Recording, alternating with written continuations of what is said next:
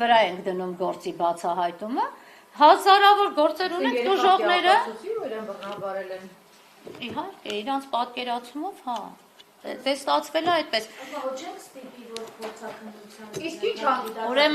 հանգամանքներում են, նախ ծածկվել էր փետրվարի 12-ի ահազանգը, սա նկատենք, նաև մեր գործընկերները հասկանան, որ առհասարակ չի եղել հաղորդագրություն ոչ փետրվարի 12-ին ու ոչ էլ ապրիլի 22-ին, որտեղ 24-ից ես եմ տեղեկացված այս դեպքի, մինչև ես սկսում էի հետաքրքրվել, դանակահարությունը տեղի ունեցավ։ Եվ այս ամբողջ ընթացքում իրենք լռություն են պահպանել, այլ պաշտոնապես ինչի իրավունքը չունեին։ Հաղորդումներ չի եղել ոստիկանության կողմից եւ ոստիկանության կողմից կոծկել բառը մենք ձևակերպում ենք նաեւ հենց այս հիմքերը հաշվի առնելով։ Բայց ժողովուրդը խոսել է փետրվարի 12-ից։ Մենք իմացանք դրա մասին շատ ավելի ուշ, երբ ազատությանն էին հայտնել, չէ՞, որ փետրվարի 12-ին դեպք եղել։ Ինչ հանգամանքներով են հարցաքննվել, ինչպես են հարցաքննվել, որ այդպես հակասական տեղեկատվություն։ Ուրեմն ըստ հարազատների մենք ընդհանրապես տեղեկացված չենք, որովհետև փետրվարի 12-ի վարույթով մեզ որևէ բան հայտնի չի, երեք թեպետ ամբողջ օրը մենք եղել ենք վեդի քննչական բաժնում, բայց փետրվարի 12-ի գործը քննող քննիչի հետ մեր հանդիպումը չկայացավ, թեպետ զբաղվածությունը շատ էր։ Այսօր ասում է աղջիկը հարցաքննվել է, երբ որ ես քննիչին հարց եմ տալիս, ասում եմ մասնակցել է առերեսման, հետո լրացուցիչ հարցաքննվել է, մի բան, որը մեզ համար անհայտ էր։ Շատ դժվար է, ես նորից կրկնում եմ, երեխան չի խոսում, երեխայից տեղեկատվություն ստանալը շատ բարդ է։ Երեխայի օրինական ներկայացուցիչը, մայրը, նույնպես ունի խնդիրներ, ով չգիտեմ ոնց են ճանաչել օրինական ներկայացուցիչ։ Բայց ամենազավեշտալին այստեղ այն է, որ ըստ հարազատներին մեզ հայտնած տեղեկատվության երեխայի հարցաքննությունը տեղի է ունեցել միայն հոգեբանի եւ քննիչի մասնակցությամբ եւ առերեսումը տեղի է ունեցել հոգեբանի, քննիչի եւ երրորդ անձի բարերարի մասնակցությամբ առանց օրինական ներկայացուցիչի, այսօր են ասել։ Ներողություն, ինձ ասացին հոգեբանը լիցենզիա չի ունեցել, չի։ Եթե Անին է եղել հոգեբան, լիցենզիա ունի, ով 3 մասնակցել է, ասում եմ, ես լիցենզիայի մասով չեմ կարող ասել, ասում են հոգեբան։ Պատկերացրեք, որ երեխայի հայրը դրսում կանգնած ա եղել, երեխայի հորը թույլ չեն տվել, որպեսզի մասնակցի որպես օրինական ներկայացուցիչ։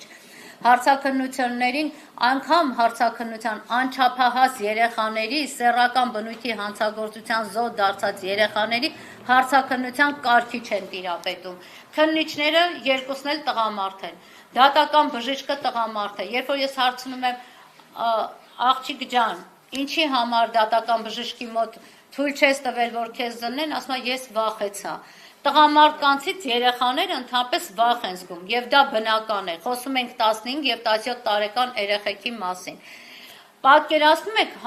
առերես հարցաքննություն են անում, դեմ դիմաց նստացնում են 15 տարեկան երեխուն, այն մարդու դիմաց են նստացնում, ումից ինքը սարսափում է։ Երեք ասել մեզ այդ մասին այդ երեխան։ Ու ասում է, չէ, ես ինքը ինձ ոչ մի բան չի արել։ Երեք մեզ ասում է, ես չեմ կարող ասեմ, ես վախենում եմ։ Կներեք, մի էական բան ասացիք մինչև ասուլիսի սկսելը, քանի որ իրենք անդադասում են դատաբժշկական փորձաքննություն եւ այլ, իհարկե գինեկոլոգի այցի դատաբժշկական փորձաքննություն չի, բայց ես գիտեմ, որ երեխաների ձեզ պատմածի հետ համոզումներ են եղել։ Հարցը տալիս եմ, որովհետեւ արդեն քննչականը ինքն է նախաքննական գաղտնիքը, այսպես տրորել, հա։ Ուրեմն ձեզ ասեմ, 17 տարեկան աղջկա մասով կա արդեն դատաբժշկի եզրակացություն, 17 տարեկան աղջիկը զննվել է եւ իրենք ունեն որոշակի հանգամանքներ,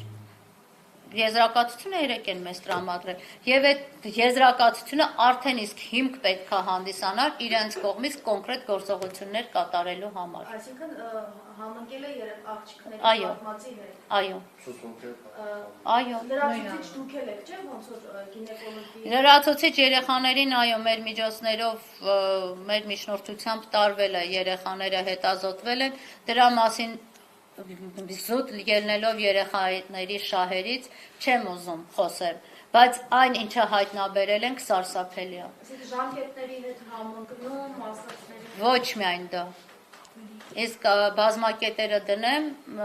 մնացածը դուք արդեն կարող եք ենթադրել։ Սահմռկեցուցիչ։ Այո, մենք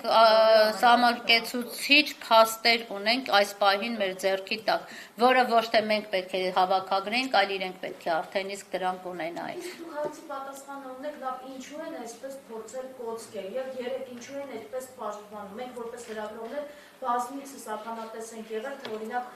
մի կծու թթու ստատուսի համար, թե ինչպես կարող են